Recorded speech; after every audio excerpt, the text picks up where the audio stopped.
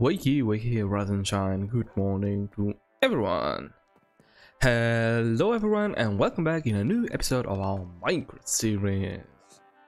So, in the previous episode we have built a couple of things.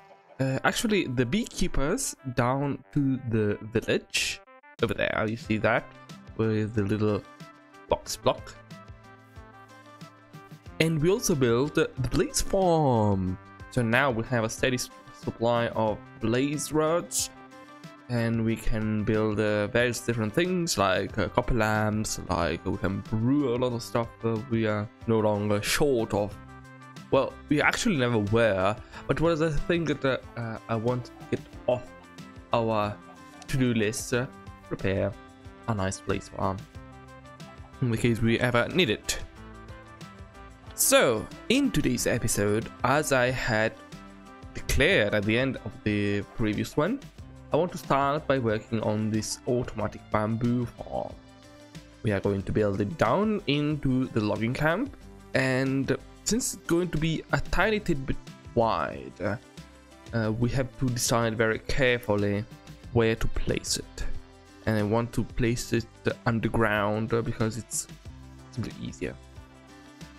So, I'll be right back to you once I have everything set up for time-lapse. Okay, so I've already went ahead and started making a little bit of preparations. I've got rid of part of our bamboo forest, well, almost all of it, because I want to build it here in the middle, let's say, of this area. And we are going to need, since we have to dig out some, well, this part of ground, because I want to make it in the ground, since it's way easier to manage, and it doesn't, let's say, hurt the eye all that much. I've also went ahead and added back in our original beacon for our mining operation underground. As a matter of fact, we will be needing more stone in the coming days, so I may as well continue that. And I have to add up to the signboard that we are planning the slime farm. It is still yet to be done.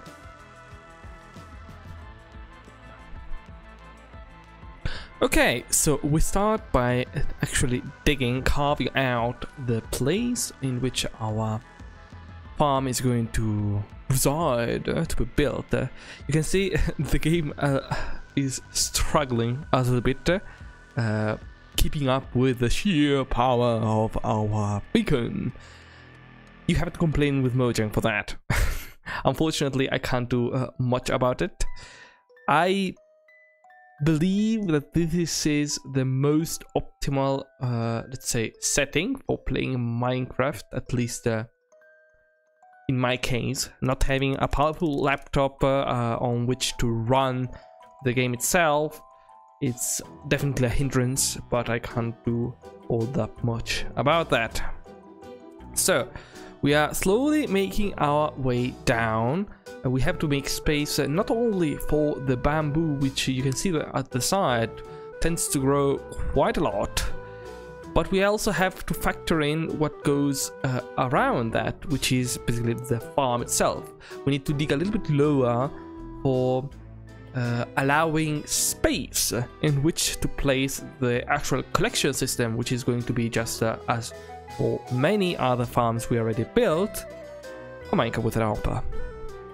Now, for a very abrupt change, I've already skipped ahead with all the stuff concerning the unloading system, since we already built it for the pumpkin and melon farms. Go back to watch it if you want to see a more extensive footage.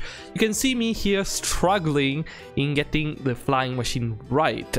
This is because I tend, as I already said many times previously, to prefer to learn rather than watching a video and copying whatever they're building at. I like to experiment, fiddle with the various different mechanics, understanding how it works, and eventually getting something working.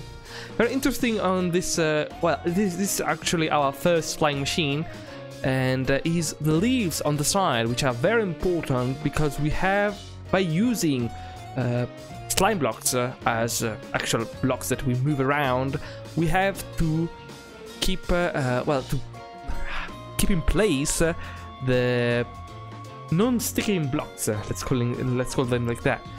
Not unmovable, not so.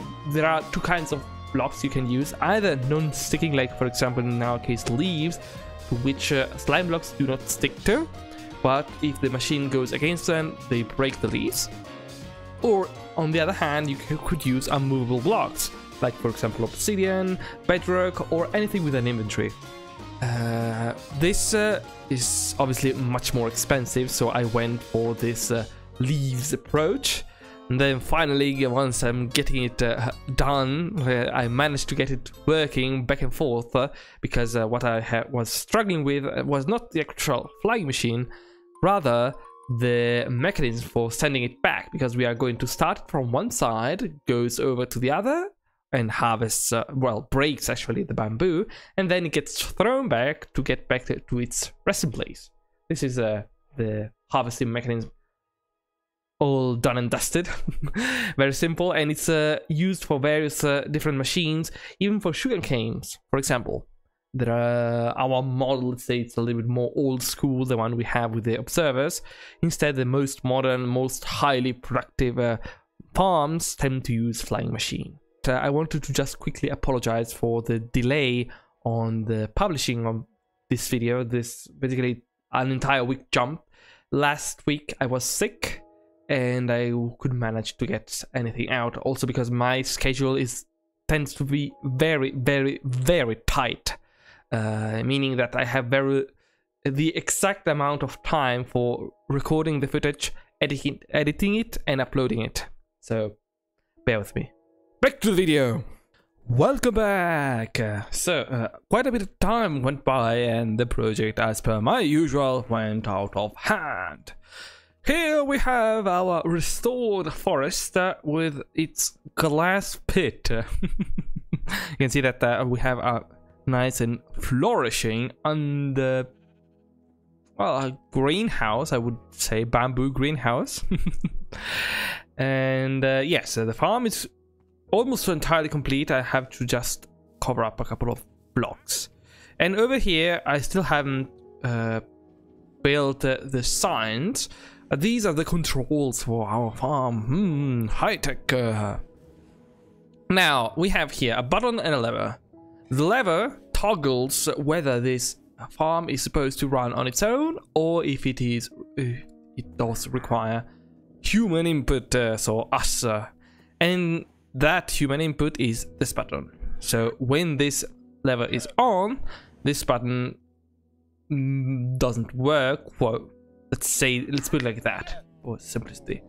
So basically, what this farm does, well, I wanted to wait for you for running it. So by pressing, right now it's on manual mode, and by pressing this button we can start it. And here it goes. Expect some weird stuff happening, because that's a lot of updates. You can see that Minecraft struggles to keep up. And there we have it. The bamboo was harvested, and it is now being collected by the minecart that we have down beneath. By flicking this lever on, now the farm is running on its own. Basically what it's doing is it's harvesting once a day. Thanks to this data detector, at noon it is going to harvest the entire produce. And I chose to use this data detector because I wanted to have a, let's say, wide time span in order to allow the bamboo to grow. But in the future, I may as well, if this time span proves to be too short, I may as well swap it out for a hopper clock, which we already have, for example, on top of the mob farm. So, as I was saying, well, as I have introduced, I said that the project took a lot more than I had expected, that it went out of hand. This is because if we head over here in our storage and look at our bamboo, look at that. it was empty before.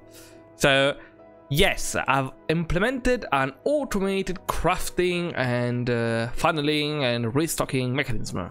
So let's go ahead and explore the underbelly. Here we have our manhole, which allows us to access the machinery. Over here we have the controls. So basically we have two pistons with a press and lock. This line is the manual input, so the button, while this one is the automation toggler. What this does is basically allows this comparator to send signal based on the strength outputted by the daylight detector. Down below we can either go down using this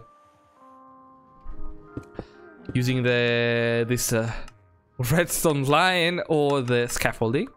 Here you can see that I still have to fix it to cover up everything. Here we have the flying machine, which is going back and forth, actually harvesting the bamboo itself. Over there, that observer is just for sending the machine back on its way. It's not connected to anything else. So how did you get here? Okay, now down here we have our usual unloading mechanism. Nothing special. You should have seen me build it in our time lapse. And over here we have a nice water stream carrying all the bamboo from the harvesting area to the auto crafting area. And here we have an auto crafting module like the one we have in our farms, our pumpkin and melon farms and our iron farm, the very same. And so last but not least, here we have a small water elevator which is directly connected to the chest we have upstairs, the bamboo chest to be precise. This means this farm doesn't have any, let's say, automatic deactivation method, so it's up to us to disable basically the production area for avoiding items overflow, which shouldn't happen since we have an entire double chest. Ooh, look at that already. So unfortunately I had originally planned on building also the topmost floor of the enchanted tower, but having this farm taken too much time, I'm going to just conclude this episode here. I already went ahead and removed the sign here from our signboard, so we got rid of the automated bamboo farm, and now we have a steady supply of bamboo wood for us for expanding even further this village, and also the other one. Do not forget about the other one. So we have reached the conclusion of today's episode. Today's was a little bit of not a letdown, but it was a little bit shorter than usual. We worked on, well, it was a very engineering focused episode. And the next one is going to be a very building focused episode instead. I am definitely going to work on that tower. So I thank you for having followed me until this moment. Leave a like if you enjoyed today's episode and subscribe if you wish to see more like them, or just to keep yourself updated on what I post, both in English as well as in Italian. And I will be waiting for you as per my usual in the next episode. Bye bye!